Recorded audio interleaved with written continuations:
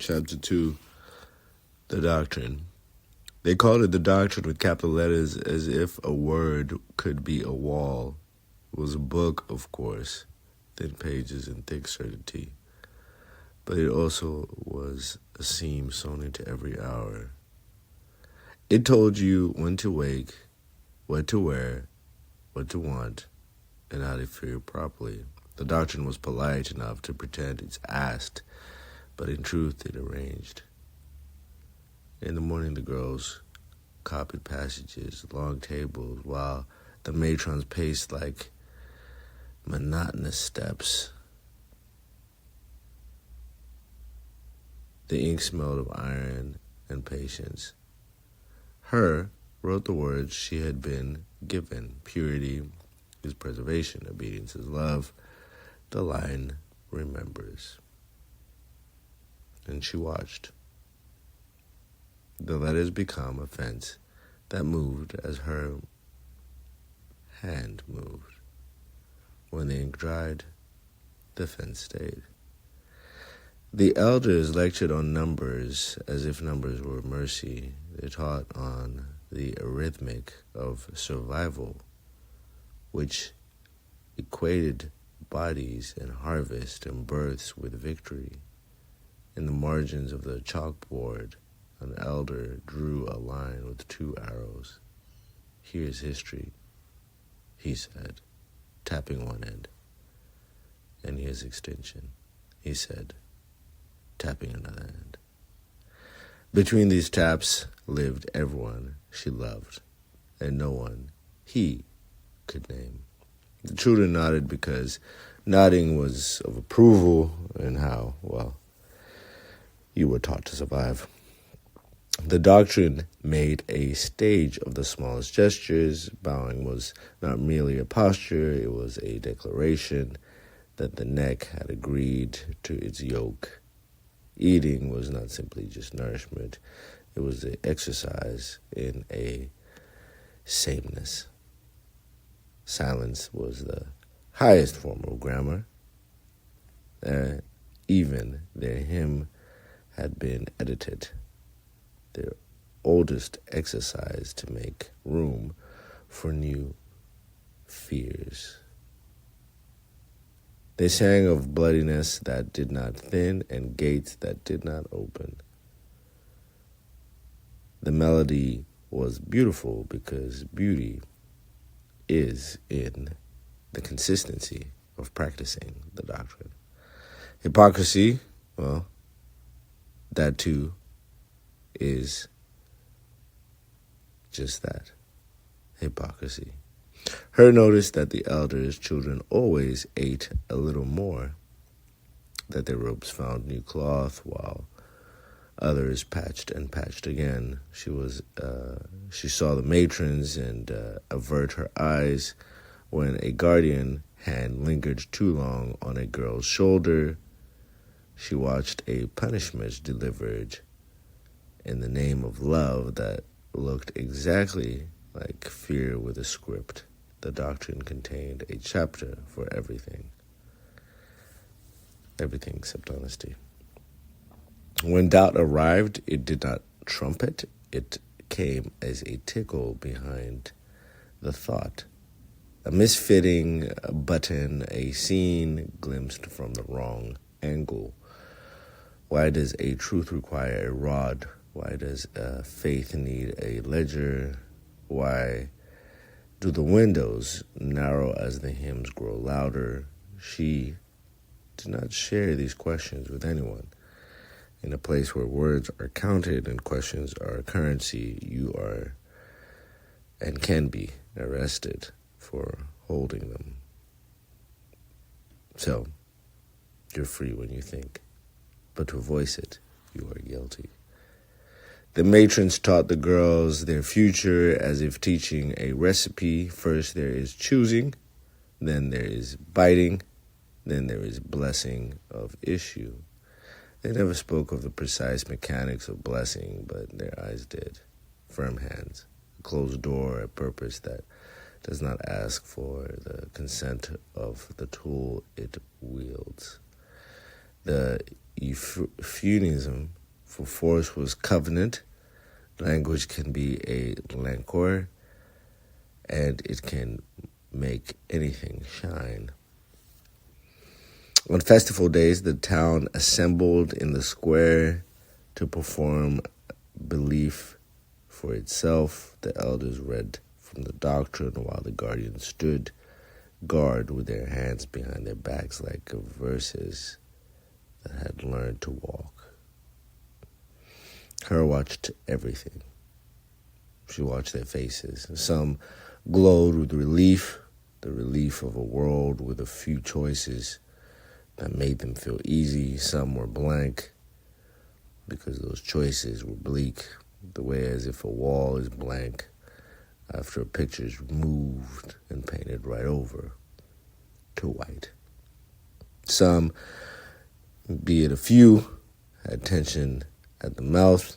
That meant a struggle was brewing, taking place somewhere. No one could police the mind. She put those faces in her pocket as if they were matches, maybe for a later date, so she could light them and strike a light, strike a fire. One afternoon, under the excuse of delivering linen, she found herself near the archives. The door stood ajar. Dust floated in the shaft of light like a different calendar. Shelves held old ledgers and older books whose bindings had been mended with care. It wasn't about the truth. It was that old Winston Churchill quote, "History shall be good to me, for I intend to write it." And the settlement had done so. She touched her spine and felt the bump of a title that had been scraped away. She opened that book and found a map. The world, once wider, the rivers once flowed, whose names she had never heard, a water, a body she had never imagined, she had never been told. Along the margins, someone long ago had written notes in hand that slanted toward laughter. A matron's step in the hall closed her book immediately, as if it was a reaction she had done before. She replaced it and carried the map in her, not physically, but now it was in her blood. The Doctrine had a story for outsiders, a history of people who lived without the line and therefore without the right to be named property. Their features were described like weather events, their customs like infections. They were others. They were different. Spoken around the table, told to never congregate amongst them. But when her closed her eyes and let the map's rivers run in her blood, she could make those monsters out to be angels. Because why not? She'd been told they were monsters. But who knew? Maybe they were the way out.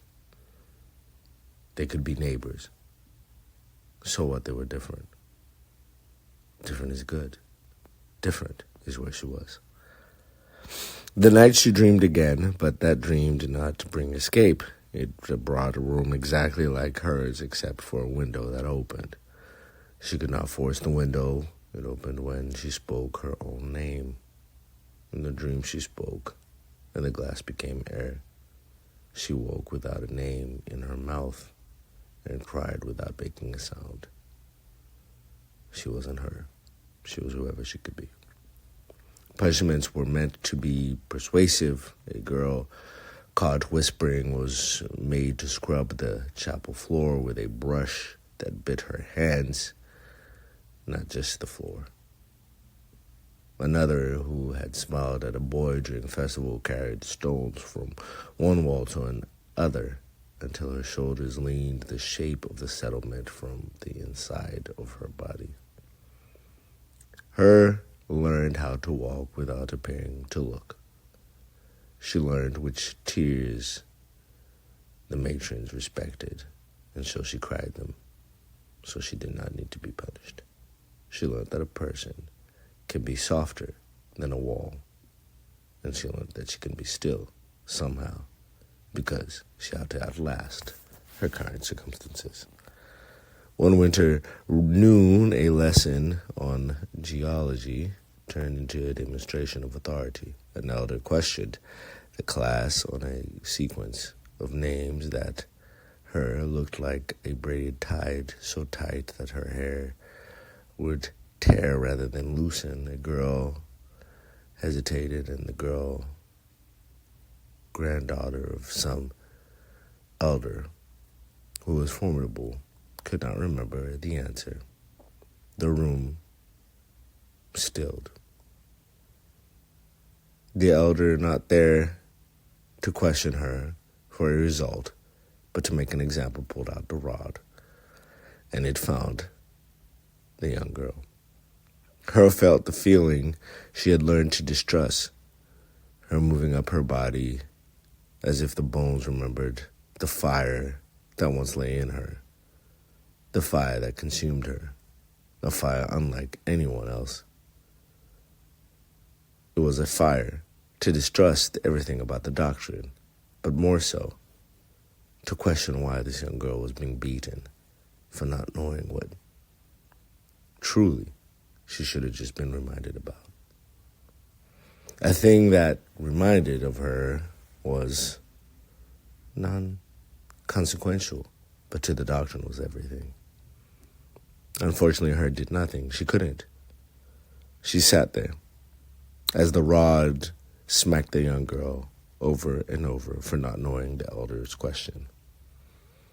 She pressed her palm against her cheek, and in a silence, it was her pain that wrote the sentence that began, "This will never happen again."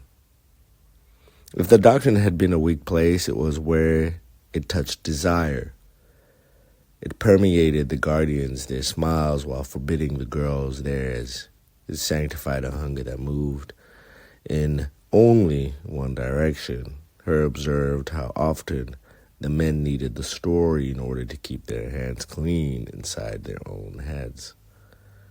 She thought, not for the first time, that anything that requires that much story is probably ahead of afraid. Silence, after all, was where she found herself truest. In silence, she could feel the shape of her thought grow bones. In silence, she rehearsed a word that had not yet found its name. In silence, she built a ladder no one could see. Step by step, she climbed it in silence.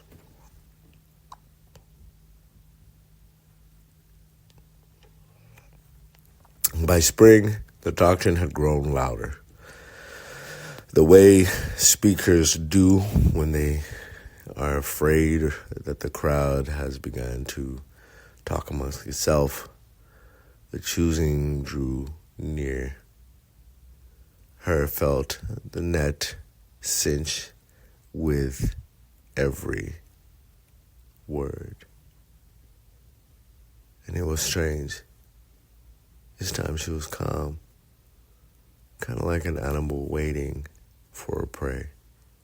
She no longer was being hunted by the choosing. She was the hunter. Although she could not choose in this place, not her birth, not the raindrops from the sky, she knew she could choose if she wanted to give herself to whomever the choosing had already chose for her. According to the doctrine, choice belonged to the community.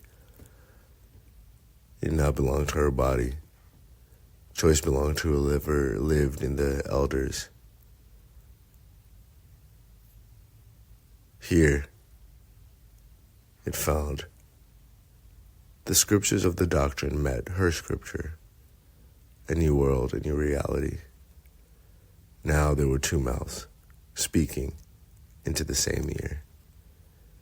She closed her eyes and decided which voice she wanted to hear.